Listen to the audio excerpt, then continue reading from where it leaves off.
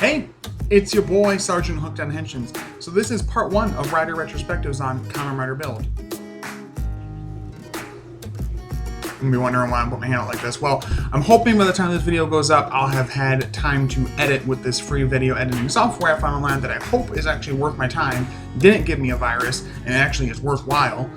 So I can actually put some pictures into the videos, you know, and maybe a little bit of music or some effects or something like that. Not sure.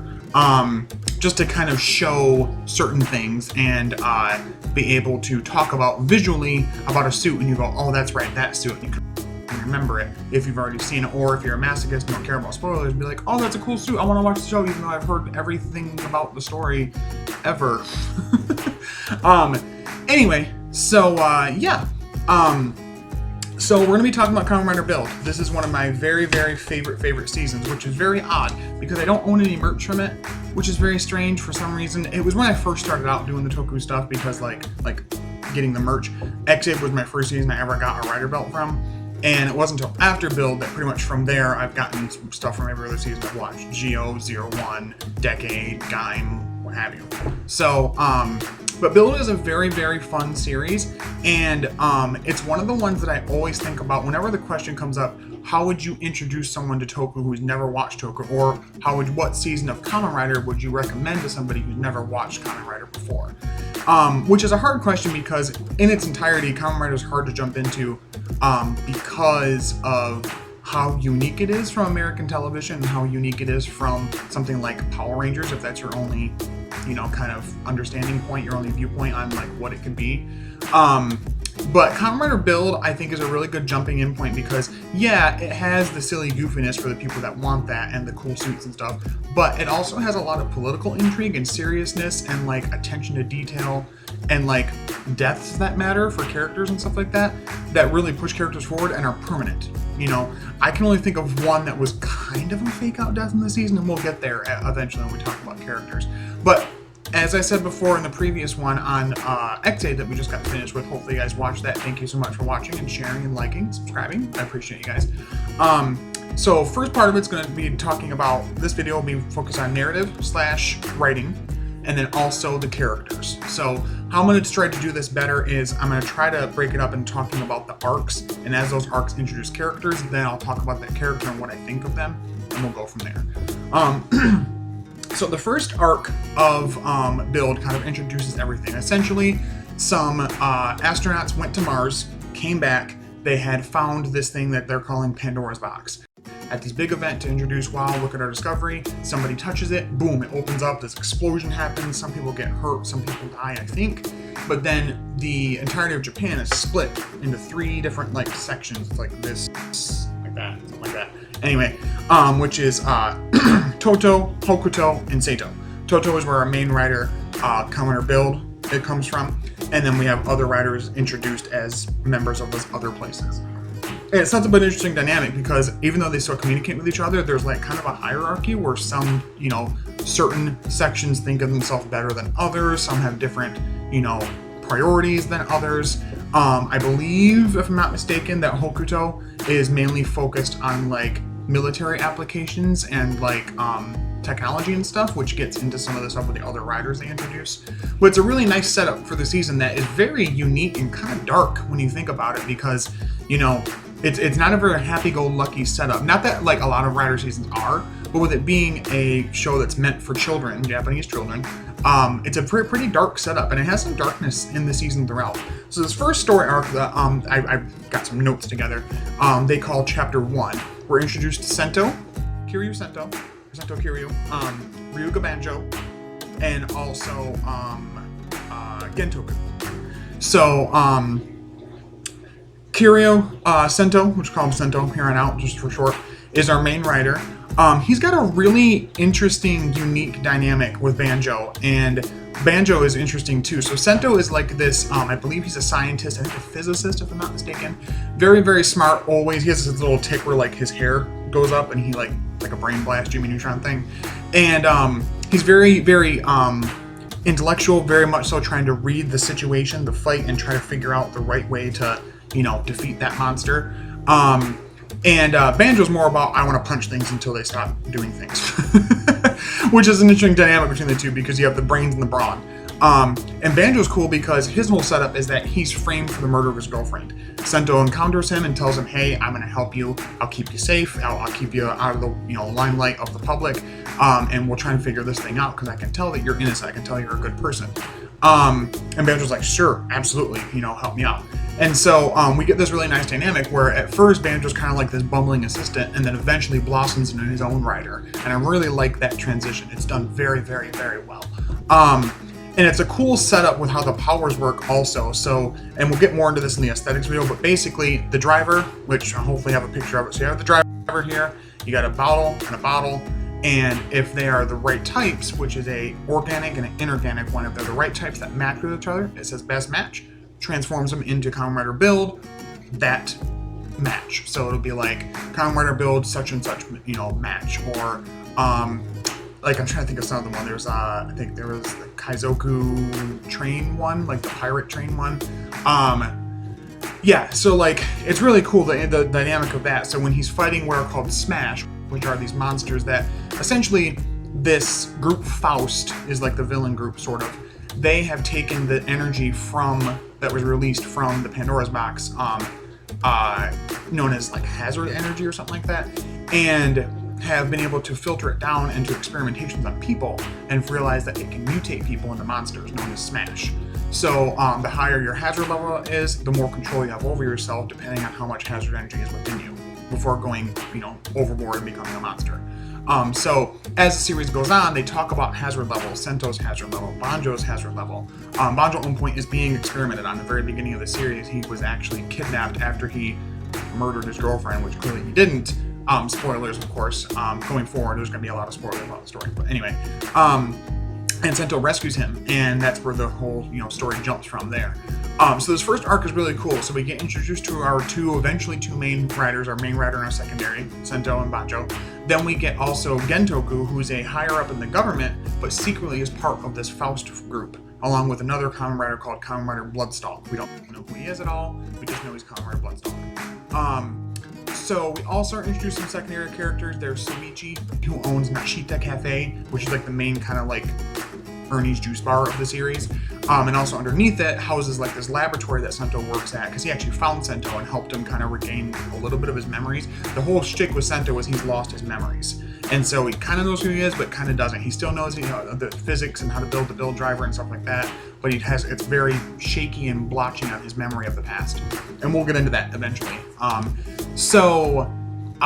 That's the whole setup. So every week they're fighting a Smash. Once they defeat the Smash, they get a bottle, they bring it there, and this girl, Misoro, who's been adopted by Sumiichi, I'm pretty sure he just takes care of her or whatever, she has this power somehow. She was hit by the hazard energy from the, from the Pandora's box, and she's able to purify the full bottles and make them into the full bottles that Build can use for his different forms. So that's the setup every week. We fight a Smash, we encounter Smash, we figure out the best match to beat it, defeat it, get a bottle, she purifies it. Next week we use that with another one and get a best match, so on and so forth. So it's got a nice kind of peppy pace to it, and I like that. But it's not too peppy, and again, it works because there's a lot of like political intrigue in the show, which I really enjoy and I think is pretty well done and kind of, honestly, a lot of people talk about how much they like it, but I feel like it could be talked about a bit more how well it handles the political drama. I think it handles its political drama / intrigue better than X8 handled its medical drama / intrigue, honestly. Like, X8 does a great job with that, as I said before in my past video about that. But this does it better with what it tries to handle. But there are true stakes to the show, and I like that. So this first chapter is really good about introducing our characters. We're going on, we're figuring out who they are. Near the end of it, we finally get it revealed that Sumiichi, not only is Sumiichi revealed to be Bloodstalk, but also he's the one that was the first astronaut, one of the astronauts that went to Mars, and was the one that touched the Pandora's box and opened it of his own free will. So that's a big deal and a big, huge hit to Sento because he feels betrayed. Like, this guy who's been basically screwing them over the whole season so far, the first 14, 15 episodes, whatever it is, the first arc, is secretly been somebody that's been very close to them, very close to Misora, very close to him and Banjo. And so he's pissed about it. And it's a really nice arc there, and it culminates in him getting Rabbit Tank Sparkling form, which we'll talk about the forms later in the next video for this. But it's a really nice arc that really does a good job introducing our characters, raising the stakes. and giving us a villain for now that will eventually come back, that doesn't get completely destroyed and is kind of in the behind the scenes and comes back into it later. So the next arc goes into, that's chapter 2, so it's the battle against Toto's battle against the Hokuto and Sento sections of Japan. We debut Kamen Rider Grease, who is Kazumi Sawatari. Yep. Rogue, which is Gentoku is Night Rogue at first, and then becomes just Kamen Rider Rogue, which is really cool. We'll talk about that. And we also get the Hell Bros, the Splash Driver, and the Hazard Trigger. So basically, there's a whole setup where the 3 sections are going to fight with each other and for dominance and whatever. And so Hokuto has their own Kamen Rider Grease, and he's this guy, Kazumi Sawatari. And he's an interesting character. He's kind of, I guess, sort of the comic relief, but he has kind of an interesting backstory with stuff too, and how he integrates into everything, and how he, at first, it seems like he's just like a pawn of the Namba Heavy Industries that created his powers with the Splash Driver, but also like he's not. He's using them for his own needs. He also is followed by the Hokuto trio, these 3 other humans that are able to willfully go in and out of the transform themselves into, of their own accord, a Smash. So they have their own Smash forms that they can turn into whenever they want. As that's happening, Sumiichi introduces a thing called the Hazard Trigger, and I believe Sento either steals it, or maybe I thought he makes it. I can't remember exactly, but he gets it. The Hazard Trigger, when attached to the Build Driver, is really unique. So this is where we get, it was one of the first times I saw, other than O's, a Berserk form really used really well in Kamen Rider. So Hazard Trigger does this Hazard form. So Rabbit Tank, he puts those bottles in, puts the Hazard Trigger in Max Hazard on, presses it, transforms. And it's like an entirely black suit, except I think the eyepieces are colored or something like that. It's really cool, but it's this Berserk form. It's really strong, but he can't control himself. So that's really interesting, and I really enjoy his interactions with Kazumi, because he can see that Kazumi isn't necessarily evil, but he's a threat that he has to somehow beat, and he's getting his butt kicked. Same thing with Banjo, who has now become Kamen Rider Cross Z, gets a new driver, the Splash Driver. So the Build Driver had the little bottle boom boom. Splash Driver looks like this kind of, it's like a, like that, kind of, whatever. It's got like a little wrench in it, and then you put what's called a jelly in it. So for Grease, it's Robot Jelly, and then for Cross Z, it's Dragon Jelly, and it becomes Cross Z Charge. A lot of people don't like the Cross Z Charge suit. It's not my favorite. I don't hate it, but I definitely love other suits more than it. But anyway, that's later, other parts of the video. So he gets new form, so that's really cool for Banjo. Another upgrade for him to keep, level with everybody, level playing field. And this arc kind of comes to a head near the end of it, because one of the Hokuto trio members fights Sento while he's in hazard form, and when he's in hazard form, he's in Berserk. He actually kills one of Kazumi's friends, and it completely just decimates Kazumi. Like, yeah, they're bumbling idiots, whatever, but they were his bumbling idiots, his friends. And when Sento's broken out of his transformation, he feels like shit.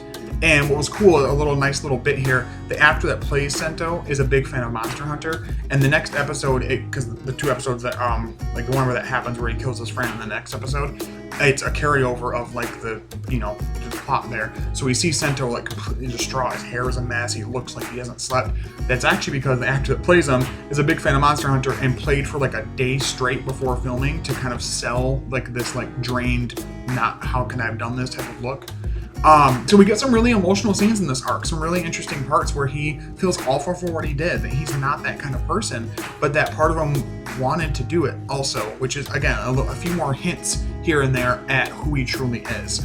We also get the idea that there is this other scientist character that created everything called Katsuragi, and they don't know who it is. It's revealed in partway into this arc, or maybe into chapter 3, that Sento and Katsuragi are the same. There was a person that Sento was, who was brought to the apartment to basically be set up as the person who killed Banjo's girlfriend.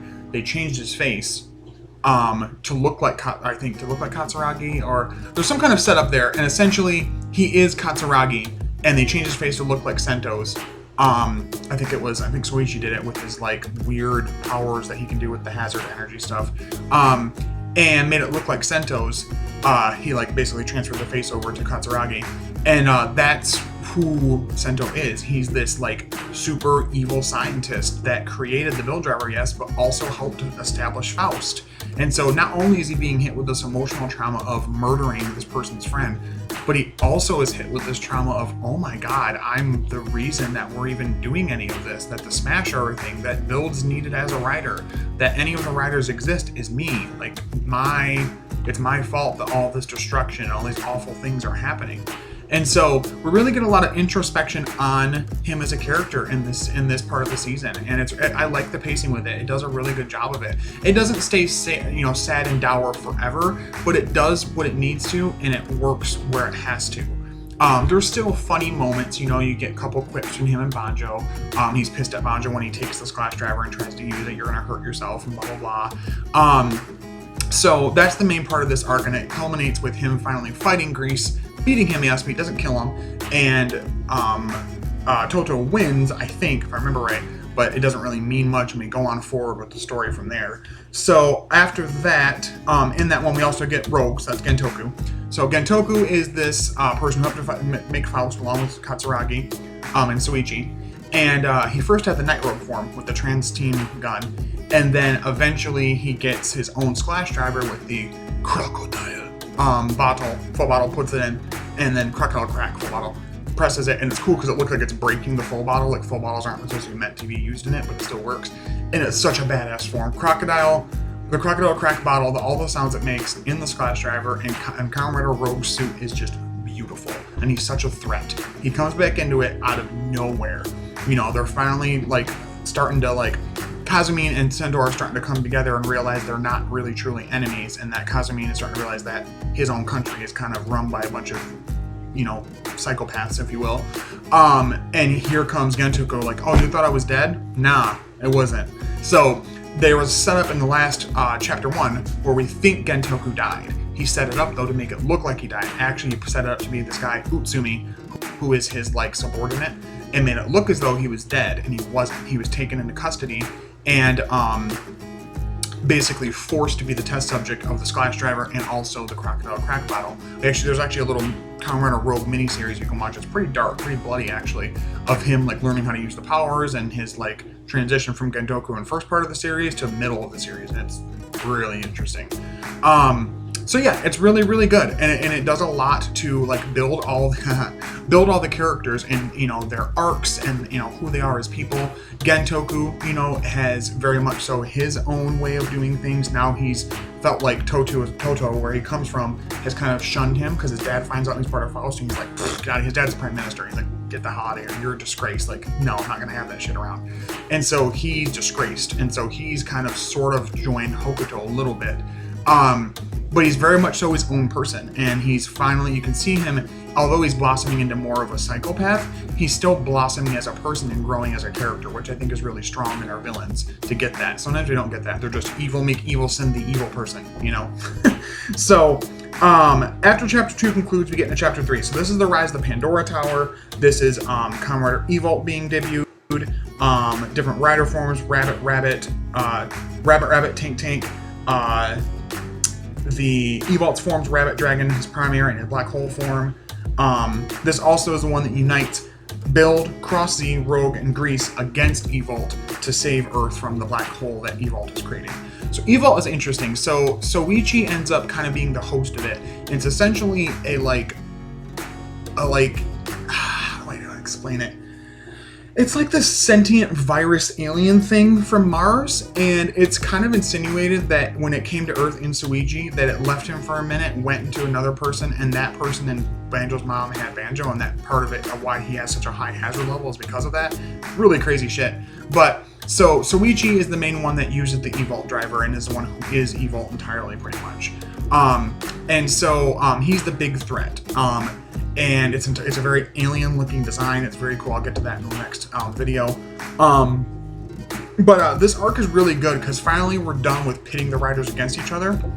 And even Gentoku eventually joins them.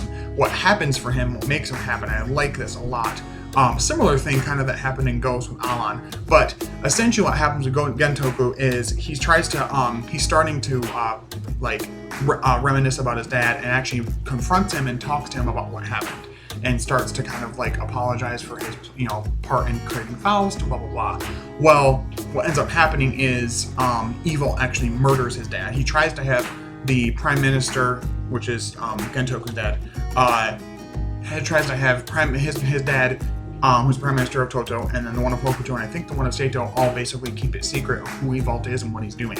And they're all fine with the other two ones are fine with it, but he's like, no, like this is not, I'm not okay with this. And he was at first, but essentially Evault reveals how much of a psychopath he is, and he wants to wipe out humanity and blah blah blah, and that a select few will be saved and evolved. And he's just like, no, that's bullshit. Well, Evault murders him completely, just right in his like chest or something like that, and just murders his dad. So Gentoku, that's his flip right there, where he at first he's more about I'll screw up anybody, I'll fight anybody, throw him at me. Now he's like, okay, no, this is different. And so he's like holding his dad, and his dad's like dying in his arms, and he's like, I was always proud of you, I was just disappointed in your choices, and blah blah blah. And so like Gentoku has this like really nice character moment where he actually realizes that sure, he may have had his reasons before for being as shady and evil as he was, but there's a bigger threat. He needs to change, to adapt, to face that threat. The only way to do so is to work with Sento, with Banjo, with Kazumine, to face Evault and eliminate him for what he did to his dad and for what he's trying to do to the earth. So we have this change in Gentoku where he actually becomes more of a more well-developed character and actually starts to care about people and starts to form relationships and friendships. He has this thing where he like every time, like almost every episode, he has like a shirt and he like takes off his jacket and the shirt has some saying on it, and it's always really funny and pretty well done. I don't think he becomes a joke character. He has some funny moments that happen, but I wouldn't consider him a joke character. A lot of people think they're like, oh, Gentoku was made into a clown by the end. I don't think so. It's just your basic Kamen Rider goofiness that happens in every season, so it doesn't really bother me. But this arc is really strong too. I would say that if I were ranking the arcs of the story, I would probably put Chapter 3 at the top, and then 2, and then 1. 1 is great, but its progression up to the final arc of episodes is really, really well done. I love that last stretch of them. We get some really good fights with just Sento and Banjo fighting Evault, Sento fighting Evault, Banjo trying to fight Evault. Banjo gets a new form, Crossing Magma, which is really cool, really nice form.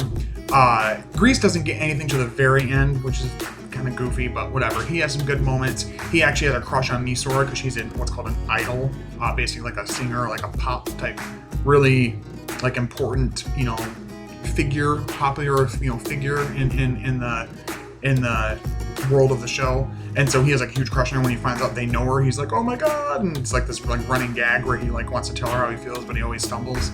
So it's really good, and he has some really good moments. He's always reminded about his friends and that their sacrifice pushed him forward, and he's finally forgiven Sento that I know that this power controlled you. You thought you were forced to use it to help defend your country, and you weren't in control. You weren't the one doing it. It was this, hazard trigger thing that was in control. And they have a really good moment. They become really good friends. The four of them do.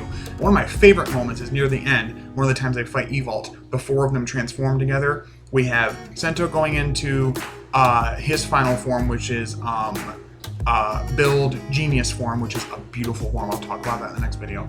With Banjo and Magma form, Grease in just his normal Grease form, and of course Gentoku in Kamen Rider Rogue. And they transform together, and it's super, super cool. And they kick Evault's ass, and it's so awesome. But this arc is really great. I'm not like the happiest with the end of the show, especially because the few specials after it kind of reverse some things. Essentially, they do end up defeating Evault. But essentially what happens is they are thrown into this other world, at least Banjo and Sento are, where essentially nobody remembers what happens except for them. And it's like they've created this other variant, parallel version of their own world, and Evault's gone, yes, but nobody remembers everything that happened except for them.